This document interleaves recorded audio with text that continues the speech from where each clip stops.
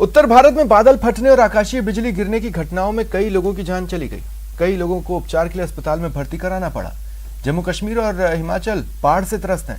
UP, MP, Rajasthan और बिहार में आकाशीय बिजली कहर बरपा रही है।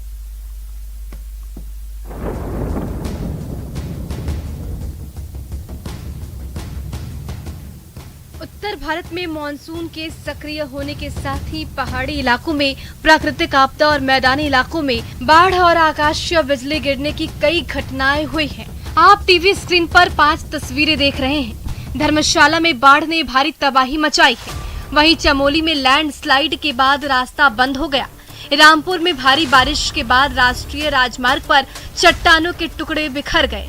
वहीं गांदरबल में बादल फटने की घटना हुई, जबकि 5वीं तस्वीर आकाशीय बिजली गिरने की है।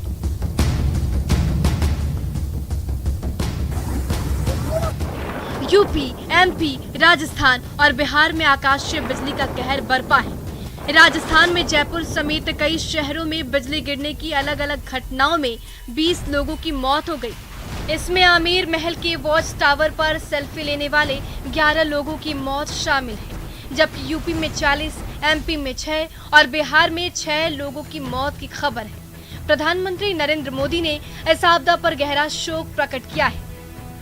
साथ ही मृतक आश्रितों को 2-2 लाख और घायलों को 50-50 हजार मुआवजा देने की घोषणा की गई है। आपको बता दें कि मैदानी क्षेत्रों में आकाशीय बिजली गिरने का खतरा ज्यादा होता है। ऐसे में आकाशीय बिजली से बचने के लिए ग्रुप की बजाय अलग अलग रहें।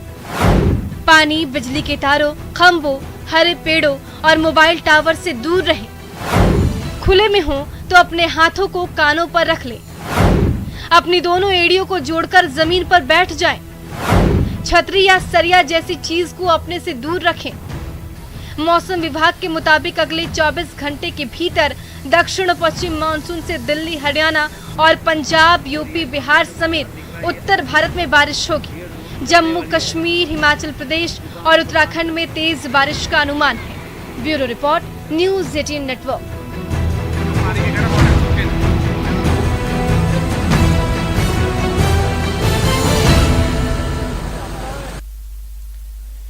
भर्ती परीक्षाएं देने के लिए राजस्थान सरकार ने कोरोना टीका अनिवार्य कर दिया है, जिसके बाद कोरोना टीका केंद्रों पर बड़ी संख्या में परीक्षार्थी पहुंच रहे हैं।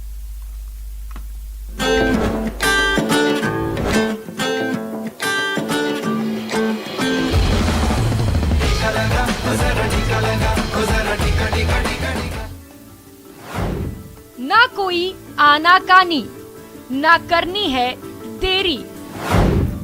भर्ती परीक्षा के लिए टीका है जरूरी, क्योंकि टीका है संजीवनी। लगवाया क्या?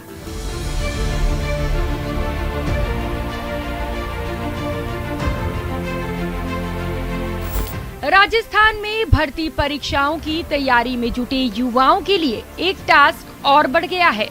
वो टास्क है कोरोना टीका। अब वो भर्ती परीक्षाओं में तभी शामिल हो पाएंगे जब वो कोरोना टीका लगवा कर आएंगे। राजस्थान सरकार ने भर्ती परीक्षाओं के लिए कोरोना टीके को अनिवार्य कर दिया है। पहले तो हम घर आराम से थे, अब एग्जाम का डेट आ गई है। ऐसा है कि 4 सितंबर की एग्जाम है, इस वजह से हमने वैक्सीन लगवा लिया। हमने वैक्सीनेशन करवाया क्योंकि एग्जाम अक्टूबर में है, तो एग्जाम में अनिवार्य है वैक्सीन लगवाना, इस वजह से। आरबीआई की गाइडेंस में दे रखा है कि ये वैक्सीन होना ज़रूरी है। यहाँ पहले सर हम रूम पर बैठ के पढ़ाई करते थे, तो हम बाहर नहीं निकल सकते उस टाइम पर। अब एग्जाम देने जाना पड़ेगा, तो फिर इसलिए वैक्सीन लगवानी पड़ेगी सर। राजस्थान में आगामी दिनों में बैंक, एसआई और पटवारी समेत कई भर्ती परीक्षाएं होने वाली हैं। ऐसे में राजस्थान सरकार के फैसले के बाद कोरोना टीका केंद्रों पर बड़ी संख्या में परीक्षार्थी भी पहुंच रहे हैं। उत्साह तो बहुत है, और अब कंपलसरी कर दिया, एग्जाम में भी कंपलसरी कर दिया, हर शॉपकीपर्स को कंपलसरी कर दिया, तो उसको देखते हुए सभी वैक्सीन लगवाने के लिए आगे आ रहे हैं। जिले ने कुल अभी 4.5 लाख डोजेस लगा दिए हैं, फर्स्ट डोजेस, और ये काफ़ी एक अच्छा फिगर है। और जैसे हमारे पास स्टॉक आएगा डोजेस का, वैसे वैसे हम कैंप्स लगा के लोगों को वैक्सीनेशन अवेलेबल कराएंगे। कोरोना काल में कोरोना टीका किसी संजीवनी से कम नहीं है। कोरोना की दूसरी लहर ने भी टीके की अहमियत लोगों को अच्छे से समझाती है। दुकानदारों और परीक्षार्थियों के लिए टीका अब अनिवार्य होने से कोरोना के खिलाफ भारत की लड़ाई और मजबूत होगी। Bureau report, news 18 network.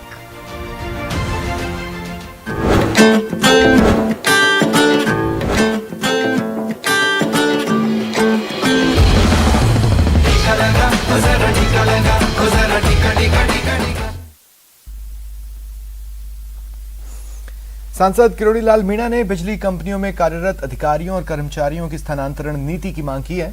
आज इंटर डिस्कॉम संयुक्त संघर्ष समिति के समर्थन में किरोड़ी मीणा विद्युत भवन पहुंचे। सीएमडी दिनेश कुमार से मिलकर कर्मचारियों की समस्याओं की ओर ध्यान दिलाया, साथ ही तबादले शुरू करने की मांग रखी। मीणा ने बिजली के बढ़ते दामों के लिए प्रदेश सरकार पर निशाना साधा। हमारे संवाददाता महेश दाधीच ने किरोड़ी लाल मीणा से खास बातचीत की। सांसद किरोड़ी लाल मीणा इस समय हमारे साथ में बातचीत के लिए मौजूद है। मीणा साहब, अभी आप बिजली की तमाम जो समस्याओं और मांगों को लेकर के मिलकर के आ रहे हैं, क्या कुछ बातचीत रही है और किन किन मुद्दों पर आपने? एक तो सबसे बड़ी महत्वपूर्ण बात यह है कि हजारों कर्मचारियों की तीन जो डिस्कॉम है अपने, उनकी मांग है कि इंटर डिस्कॉम ट्रांसफर होने चाहिए, और ये अपने राज्य में ही बाकी सब राज्यों में इंटर डिस्कॉम ट्रांसफर होते हैं। दूसरा, इनकी मांग ये भी है कि भाई जब महाराष्ट्र में एक ही डिस्कॉम है तो आपने तीन डिस्कॉम क्यों बना रखी है? इसलिए एक डिस्कॉम बने तो ट्रांसफर की बीमारी नहीं रहेगी। अब इनके ये एक जिनायन मांग है, और आरजी गुप्ता जो पहले एमडी थे उन्होंने इसमें रिकमेंडेशन भी की है कि एक ही डिस्कॉम ठीक है, तो सरकार उसको लागू करे। एक तो मांग ये है। एक मांग ये है कि पंजाब में कांग्रेस की सरकार है, वहाँ कृषि कनेक्शन मुफ्त है किसानों के, और दिल्ली में 250 यूनिट तक की बिजली माफ है। तो राजस्थान में क्यों नहीं बिजली माफ? आम उपभोक्ता की बिजली माफ 300 यूनिट तक कर सकते, वो करो, किसानों को मुफ्त में बिजली दो। एक वीसीआर के नाम पर लूट मच रही है, मौके पर वीसीआर भरते नहीं और बाद में सौदेबाजी करते हैं, पैसे नहीं मिले तो लंबी पूरी वीसीआर भर देते हैं। एक ये है कि अपने यहाँ नकली, अरे देना लेटर सर, एक नकली वो भरा जा रहा है, वो हाँ वीसीआर, तो उस पर लगाम लगे। और 3 तरह के चार्जेज हैं, फ्यूल चार्ज, फिक्स चार्ज और नगरीय उपयोग चार्ज। तो इनको टैरिफ में शामिल किया जाए। ये फालतू के आम उपभोक्ता पर वजन है, तो इसलिए फिक्स चार्ज खत्म करें और फ्यूल चार्ज खत्म करें।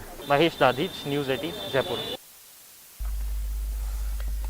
नेटवर्क 18 फेडरल बैंक संजीवनी गाड़ी भारत के कोविड प्रभावित जिलों में जा रही है। वैक्सीन के लिए जागरूकता फैलाने की हमारी इस मुहिम को आप भी अपना सहयोग दीजिए। चलिए आपको दिखाते हैं संजीवनी गाड़ी अब तक कहां गई और आज कहां है।